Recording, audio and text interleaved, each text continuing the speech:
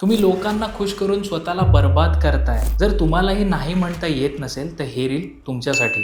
Point number 1, psychology सांगते, की जेवढं तुम्ही लोकांना खुश करायला जाता, तेवढंच तुम्ही स्वतःचा सेल्फ रिस्पेक्ट कमी करून घेता. तुमची स्वतःची जी आयडेंटिटी आहे, ती तुम्ही लोकांसाठी चेंज करताय.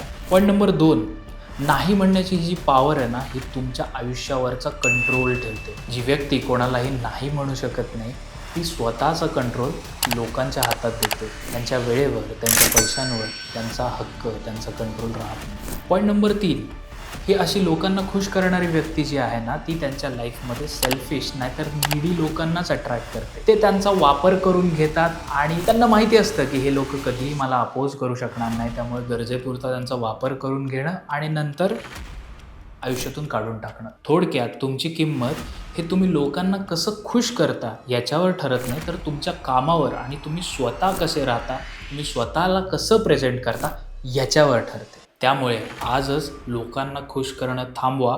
जरा बाउंडरीज सेट करा आणि कोणाला हो म्हणायचं आणि कोणाला नाही म्हणायचं हे तुमचं तुम्हीच ठरवा.